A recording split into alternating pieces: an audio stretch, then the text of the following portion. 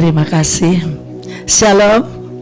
Puji Tuhan, saya ada bersama-sama dengan para mempelainya Tuhan dan juga nabi-nabi yang luar biasa. Ya, saya berdiri di depan nabi-nabi yang senior, luar biasa. Terima kasih untuk kesempatannya, saya akan membagikannya. Nah, Bapak Ibu yang dikasihi Tuhan, sejujurnya kalau saya membagikan tentang kenabian, ya, mungkin setiap kita itu punya warna yang berbeda-beda. Ya, kalau saudara melihat di dalam Alkitab juga itu tentang kenabian, kita tahu ada nabi kecil, nabi besar. Nabi besar bukan karena besar badannya gitu ya, tapi karena kitabnya panjang. Disebut nabi besar itu nabi Yeremia, nabi Yesaya, dan itu nabi-nabi besar. Dan ada nabi-nabi kecil bukan karena badannya kecil ya kayak Miss Nancy gitu ya, tapi karena kitabnya pendek. Nah, saudara yang kasih, kebetulan saya di sekolah itu di sekolah STT gitu ya, kebagian mengajarkan nabi-nabi kitab nabi-nabi. Nah, saudara, sehingga saya bisa mungkin sedikit ya saya sampaikan apa yang sebenarnya bisa saya sampaikan. Nah, saudara yang kasih, seperti yang tadi saya katakan bahwa nabi itu berbeda-beda atau mempunyai gaya yang berbeda-beda.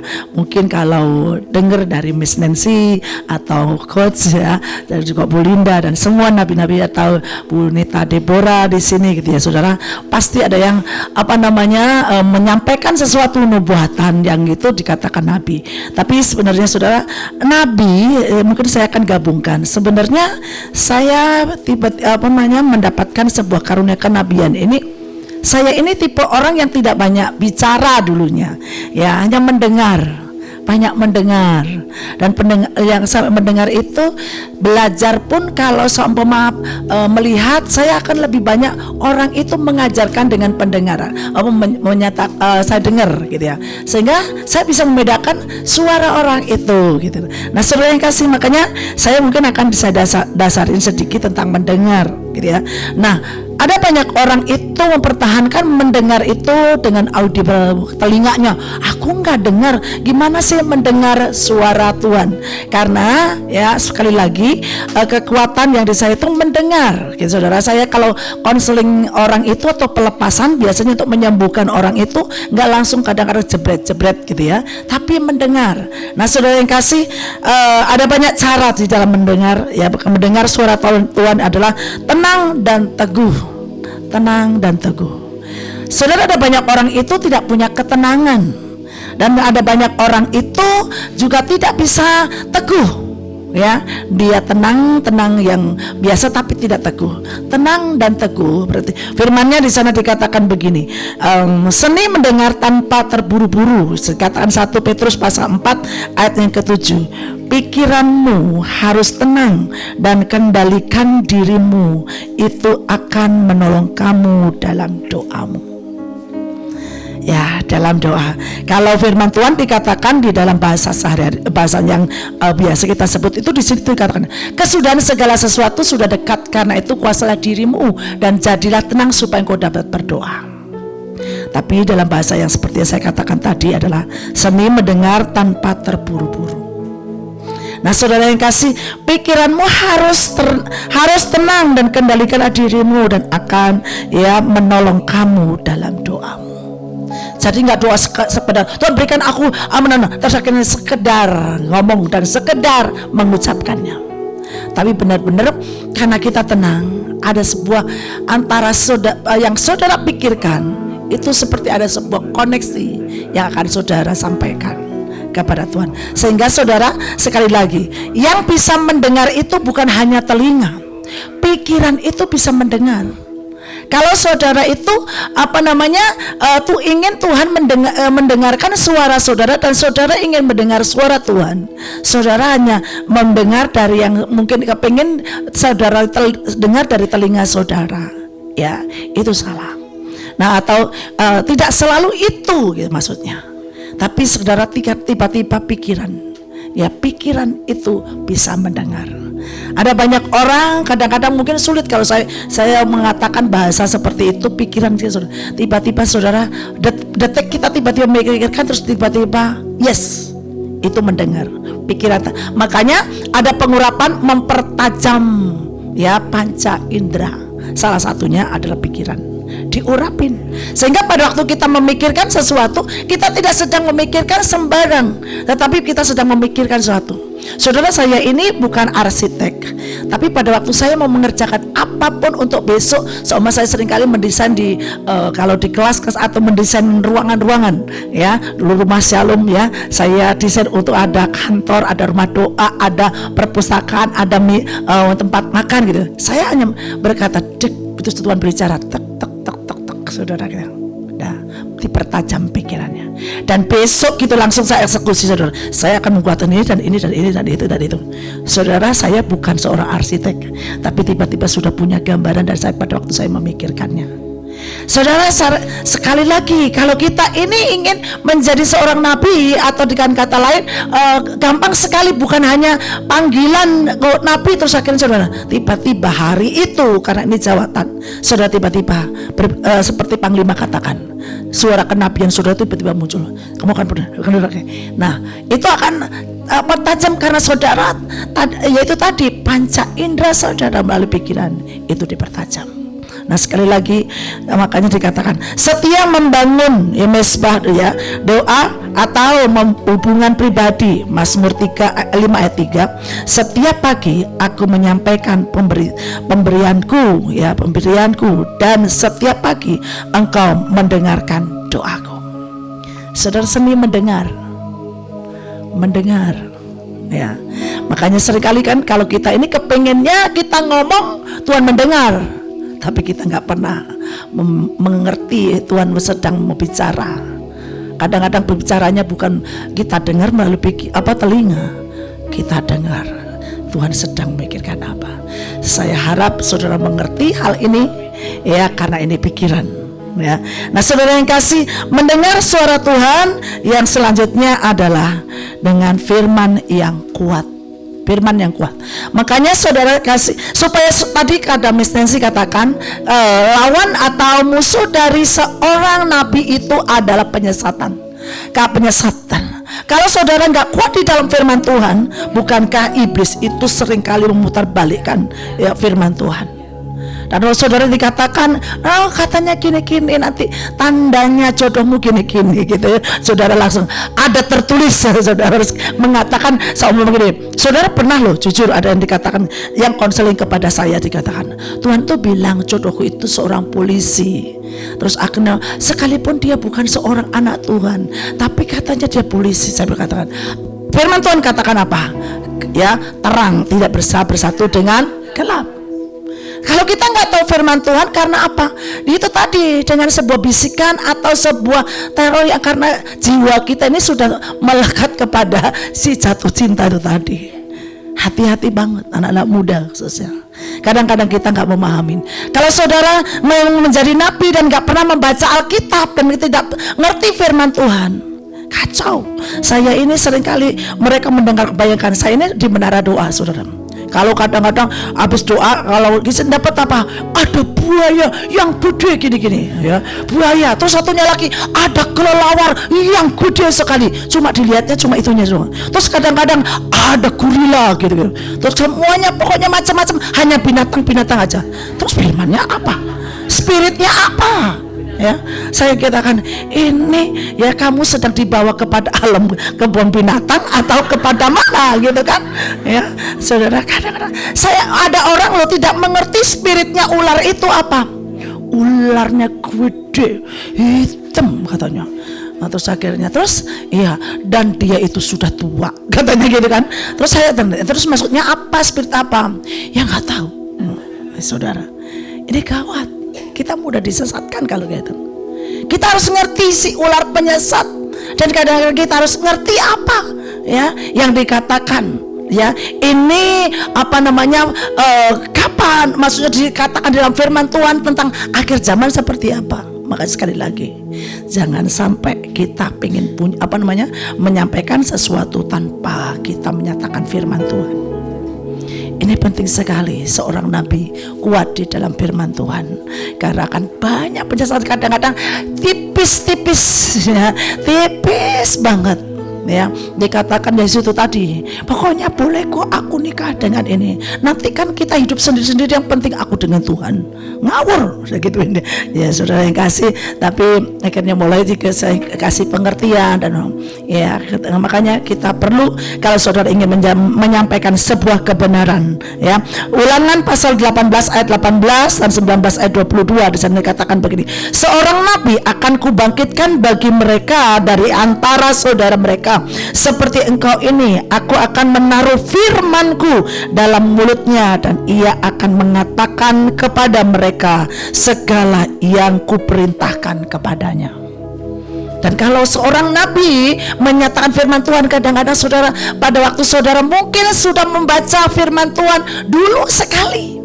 Kami ini membaca firman Tuhan waktu saya masih kuliah, saudara, itu wajib ya, 10 pasal setiap hari. Dan kalau belum membaca 10 pasal rasanya kayak berhutang ya, kayak berhutang. Dan supaya saudara setelah itu diulang lagi, saudara, kadang-kadang saya lupa ada di mana, tetapi saya mau mengatakan firman Tuhan, iya itu tertulis di sini dan di sini. Dan itu tiba-tiba, kenapa Tuhan mengatakan seperti ini? Ada tertulis. Nah, saudara yang kasih, jangan sampai kita mengatakan nubuatan atau kita mendapatkan apa yang Tuhan mau nasihatkan kepada seseorang tanpa ada dasar kebenaran ya. Nah, lanjut lagi dikatakan gini, penting untuk seorang nabi mengenal ya firman Tuhan ya, sekali lagi, karena kita salah mengucapkan hukumannya mati. Dengan kata lain apa, saudara, kita nggak lagi akan bisa firman kan menghidupkan. Dan akhirnya apa, saudara, tidak ada sebuah kehidupan yang akan mengalir. Nah, saudara, ya sebeliputnya tentang mendengar, saya hanya dapatkan 3, tapi nanti tentang yang benar ada lagi. Mendengar suara Tuhan adalah sekarang kata kerendahan hati dan hati yang mau dididik. Ya, punya kerendahan hati dan hati yang mau dididik. Saudara, seorang nabi harus memiliki kerendahan hati dan mau dididik. Firman-Nya berkata, belajarlah kepadaku karena aku lemah lembut dan rendah hati. Firman Tuhan di sana dikatakan bahwa ya, Amsal 4 ayat yang ke-20, anakku, perhatikanlah perkataanku, sendengkanlah telingamu kepada perkataanku. Bahasa Ibrani-nya berkata perhatikanlah. Gasbah artinya menusuk telinga. Maaf. Menusuk telinga berarti mendengar dengan baik, butuh mencondongkan telinga, menundukkan kepala, atau kerendahan hati dengan penuh taat. Kita tidak sedang berdebat dengan Tuhan dan tidak mendikte Tuhan. Saudara, kalau mendengar Tuhan itu, Tuhan ngomong gak kita bantah-bantah terus. Dengarkan. Maaf, Mas.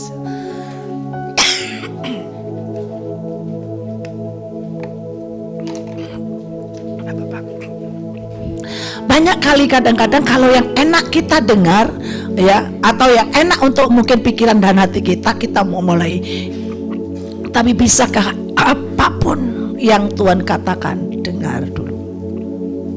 Di dalam kebudayaan Jawa biasanya anak gak boleh bantah, kas. Ya, firman Tuhan juga mengatakan kalau orang tua belum selesai mendengar, kita tidak boleh nyolot. Jadi kita disuruh diam dulu. Itu bapak saya, saudara. Jadi kalau mau di setengah-tengah beliau ngomong, kita gak setuju, diam dulu sampai akhir beliau ngomong, harus terus akhirnya baru bertanya. Kadang-kadang saudara, kita ini mendengar Tuhan sedang mungkin berbicara, atau Tuhan sedang menyatakan kebenarannya, kalau nggak cocok terus kita lewatin, agak suka, atau kita mungkin sikap kita ya, bahkan ya mungkin respon kita ya nggak benar. Nah, saudara, itu kalau kita mau dididik dan mau juga menjadi satu pribadi yang dikatakan adalah bahwa punya kerendahan hati, dididik kerendahan hati itu punya kebiasaan mendengar terlebih dulu, dengar. Sekalipun kita mungkin tahu ya, tetapi kita tidak sok tahu, ya, tapi kita dengar dulu. Bahkan kalau kepada otoritas, kalau kita ini tahu nanti kapan kita akan. Saya suatu waktu pernah ya datang ke maksudnya Pak Yusa. Saya itu belum cerita, mau cerita kayaknya maju mundur karena karena konseling tentang keluarga. Dan saudara tiba-tiba karena sudah tiba-tiba terjadi waktunya, waktu itu di ruang tamunya Bu Panglima, kamu pendoa kan? Iya. Kamu pasti mau cerita mau tanya kepada saya tentang suami, bagaimana menasihati suami. Saya katakan ya, karena kamu pendoa pasti tahu apa yang terjadi dengan suamimu dan ada roro apa di suamimu. Ya saudara, terus saya sudah mau komentar saudara, saya belum ngomong, beliau sudah tahu. Ya, sudah nggak usah banyak ngomong kamu, gitu ya saudara. Ya, saya belum ngomong saudara ya, tapi udah gak banyak ngomong kamu, gitu. Saudara, saya katakan, kalau kamu dapat sesuatu dari Tuhan, ya itu kamu tanya, ya sekalipun itu untuk suamimu, gitu ya. Kamu tanya, kamu diam dulu, bukan kamu tanya, kamu diam, ya kamu diam. Terus setelah itu kalau memang harus ditanya, harus disampaikan. Ya, itu kapan ya menyampaikannya. Jadi nggak boleh hari itu, kalau memang boleh langsung saudara tiba-tiba, wah Tuhan tuh bilang gini-gini deh, nggak boleh saudara. Jadi kapan, cari waktu yang tepat. Kamu kan kadang-kadang kepengennya cepet gitu ya, sok tahu langsung dijunduh saudara. Terus sudah gitu masuk ke kamar, belum konseling saudara, dijunduk gini udah katanya. Waduh, sampai saya mau geblak begitu saudara ya. Nah, dari situ saya pikir saya orang yang sudah kuat mendengar dan taat tunduk. Ternyata ketemu nabinya, kamu banyak ngomong. Loh, saya itu sedikit ngomong kok. Saudara, ternyata saya ini kalau ngomong dibatin banyak, dan saya ini kadang-kadang jarang lapor ke Panglima pun. Panglima juga tahu. Saya pernah coba ngomong ini, apa sih ibu ini nggak tahu aja saudara. Dalam suatu waktu kan habis ngomong begini, besoknya ubah gitu kan. Gimana itu, maaf dan minta maaf. Hari itu saya kurang ajar banget ngomong begini, esok dele sore tempe. Saudara, karena ya sama-sama gitu ya, pagi kedelai sore tempe sama kan, jadi aku bingung gitu. Hari itu karena permulaan rumah singgah, saudara, dan hari itu benar-benar saya menjadi orang yang sudah sekali lagi ngomongnya benar di sini, tidak ngomong di mulut loh, tapi ngomong gerumbel di sini. Kebaca Pak Yusa, karena saya belum ngomong sama sekali, katanya kebanyakan ngomong. Bayangin dalam hati saya, tapi gini, makanya sekali lagi kita pikir kita orang baik, orang diam. Saya kebanyakan dibilang orang diam. Saya ini kalau semua orang rapat saya pendoakan, cuma paling semua udah dirapati ngomong duduk panjang lebar, pendoa itu nanti kamu pendoa ya roh dan ini pokoknya semua beres gitu. Udah cuma 2 menit nggak sampai. Ya saudara, tapi saya mendengar. Dan saudara yang kasih, pendengar pun ya sekali lagi ya, saya menjawab banyak sebenarnya di pikiran dan di hati, dan itu pun dikatakan banyak ngomong. Saya itu sekali Tuhan, yang saya ngomong di hati saja dan di pikiran sudah kebaca para nabi-nabinya ya. Jadi saya ini harus hati-hati banget saudara ya. Saya pernah ngomong gini, saya sakit kayak begini, gak ada yang tahu kan. Besoknya Panglima itu khotbah,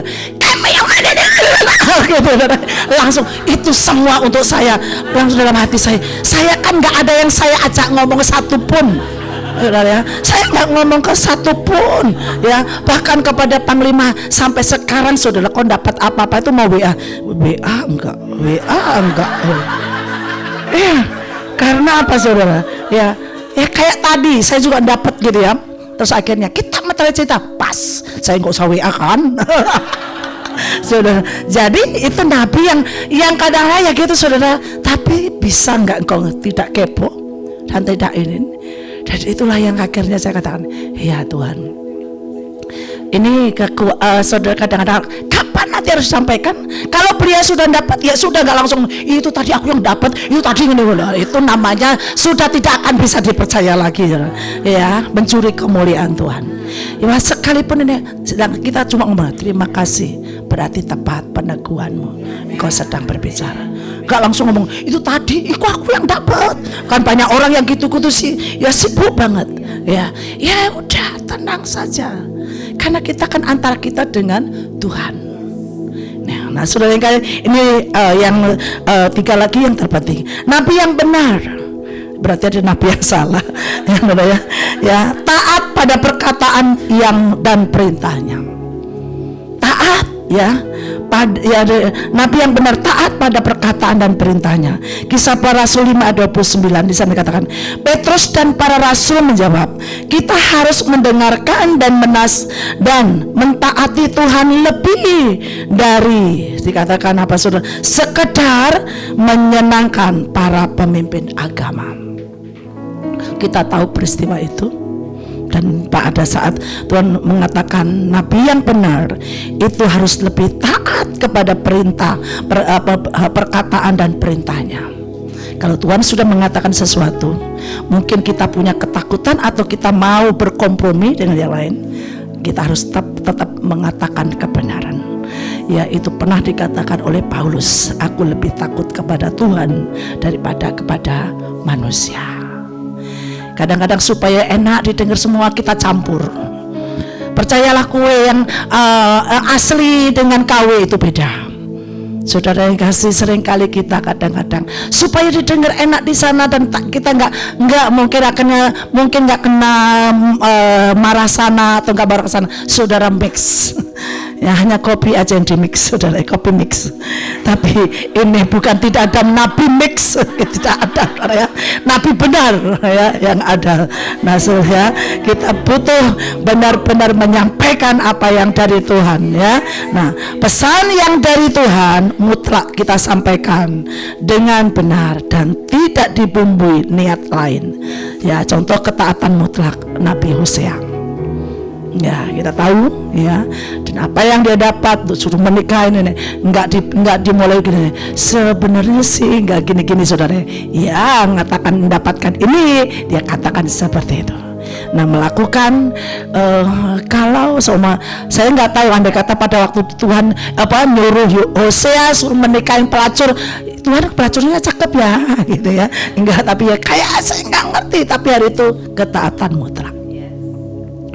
Dan banyak orang kadang-kadang ya menyampaikan atau bisa dipercaya Tuhan itu sebentar karena dia tidak pernah menjaga yang namanya ketaatan mutlak. Saudara, yang kedua adalah tahu diri dan jujur di hadapan Tuhan. Tahu diri dan jujur di hadapan Tuhan. 1 Korintus 8 ayat 2, pengetahuan manusia terbatas, tapi Tuhan tidak terbatas. Dan kedua, 1 Petrus pasalnya yang ke-5 ayat yang ke-5 sampai 6. Demikianlah jugalah kamu, hai orang-orang muda dan orang muda, tunduklah kepada orang-orang yang tua, dan kamu semua rendahkanlah dirimu seorang terhadap yang lain, sebab Allah menentang orang-orang yang congkak, tetapi Ia mengasihani orang yang rendah hati. Saudara, rendah hati itu bukan iya, tetapi rendah hati itu pada waktu kita ditegur, kita berkata teguran itu kita responin. Kalau itu teguran yang kita harus berubah, kita harus belajar berubah.